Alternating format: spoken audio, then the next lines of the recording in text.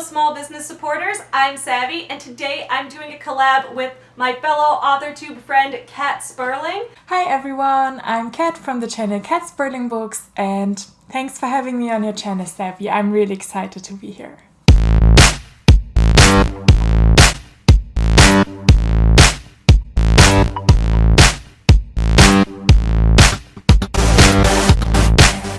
The reason we're doing this collab is that we both write for children. I know there are some other AuthorTubers who write for children, although the majority seems to be novelists. I write novels too, but my children's books, the Forever Home Friend series, has definitely been the thing that I've sold the most of. So since we both write for kids, we figured we would ask each other some questions about the process of writing for children and that type of thing. So today, Kat has some questions for me to answer about my process of writing children's books.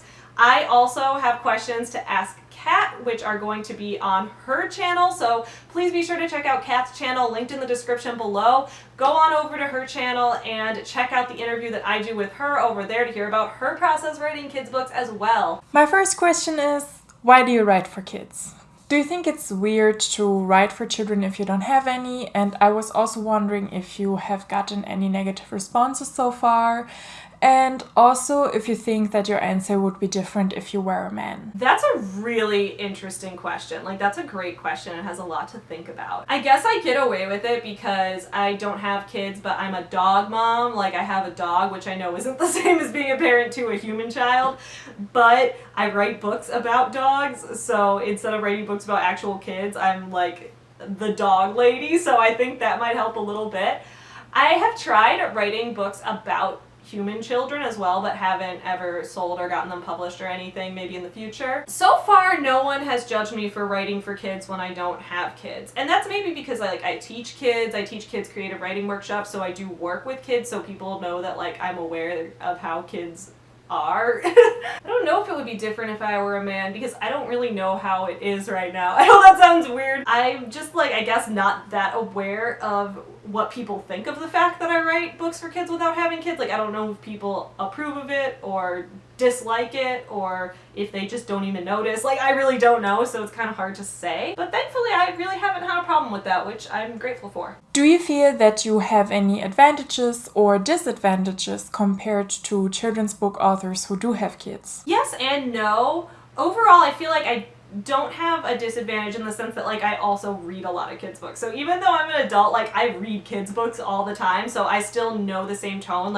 I feel that's a thing. If you have kids, you're reading them a lot of bedtime stories, so you probably have an understanding of what kids books are like.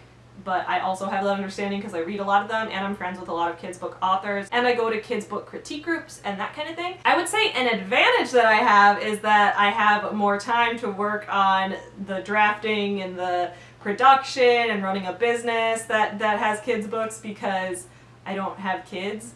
So kids, I feel take up 90% of your time. Once you have one, you suddenly have no time left to do anything else. And when you have a business, you also have no time left to do anything else. I don't know how people who run their own business and have kids do it. You guys are the real heroes out here.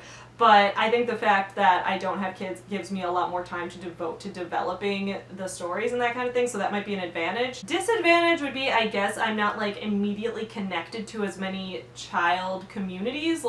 If you're a parent, you probably have your whole kids daycare community or your kids preschool community, or whatever communities surround you. There's parent groups and that kind of thing. So I don't have a built-in kid audience. I have to go and seek them out and find them, generally through doing school visits and doing festivals and that kind of thing. So I get to meet a lot of kids, and I get to meet a lot of readers and their parents. But I would say that would be a disadvantage, is that I don't have such a pool of readers right there. But I don't know, maybe if I did have kids, I wouldn't have that either. I don't know, since I've never had kids, I don't know how to say that.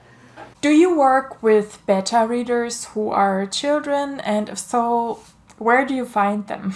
That's interesting. No, I don't have kid beta readers, but I do have parent beta readers. And I think that's interesting. I don't know about the ethics of using a kid as a beta reader.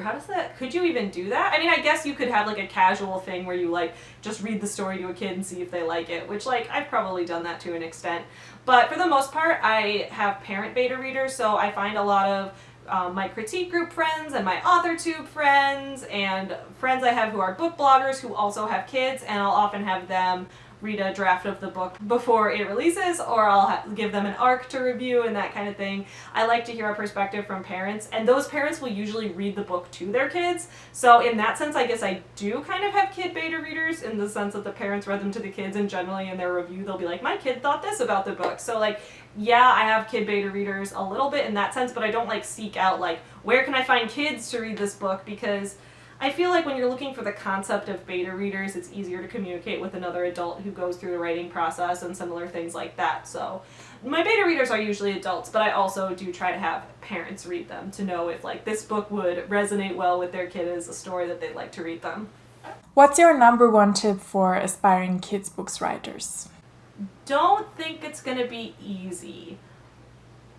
I guess that's a weird tip, but like I think a lot of people go into writing for kids noticing that it's short and then thinking, oh, it must be easy. You have to go through a lot of drafts, you have to change a lot of things, you have to storyboard, at least from my perspective, I have to storyboard.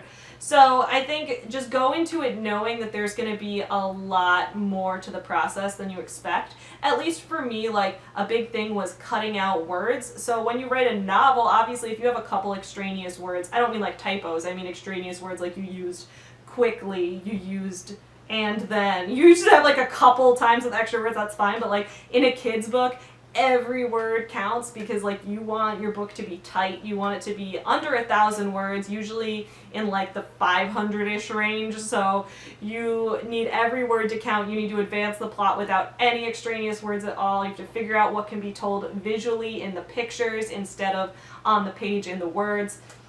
So a lot of time you have to cut any description, you have to cut anything that isn't completely necessary for either the tone that the story is going for or for the plot of the story itself. So that can be kind of difficult, especially doing self-evaluation and saying like, oh, how do I know what's necessary for the plot and what isn't? I feel like it's all necessary, but it's 1,200 words. Like, what do I do? And there's no hard and fast word count rules, but just know that that's going to be a part of the process, and it will require a lot of writing and reflection and revision, and then reflecting on it again and revising it again and taking it to your critique group and revising it again and all of that.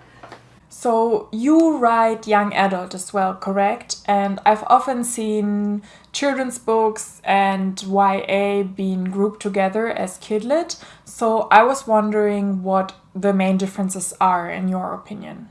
This kind of goes with what I was saying in the last question. The biggest difference is definitely in a novel, you're trying to go for, vivid descriptions, delving deep into what the character's thinking and feeling and all of that. In a picture book, you really have to balance the words to the images. So if there's something that would be told better visually, you have to know when you need to back off as an author, and that can be really hard because you're like, oh, but I want to describe this.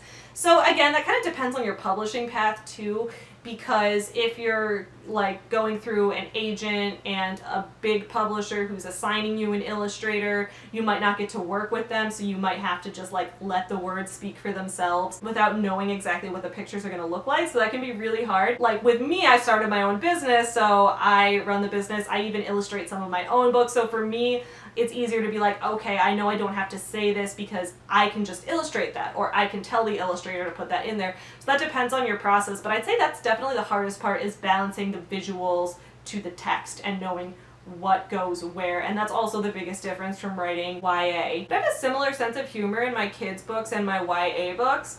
Obviously in a kid's book I'm not going to swear, I'm not going to make jokes that are inappropriate for them, but I've realized that my weird sense of humor tends to be the same, so I can transfer a lot of those skills. Those are my questions for today. Thank you so much for answering them, Savvy, and to everyone else, thank you for watching. Bye!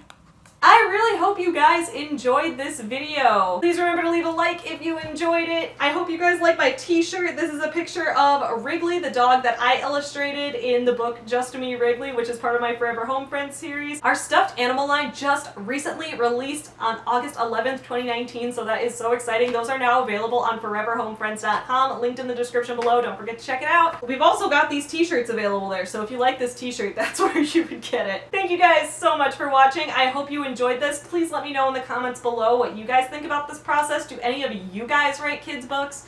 What are your best tips for writing kids books? Or what do you like when you're reading a kids book? What are your thoughts on all of that? Let me know in the comments below. Thank you so much for watching. I will see you guys again soon, and in the meantime, don't forget to support small businesses. Happy writing!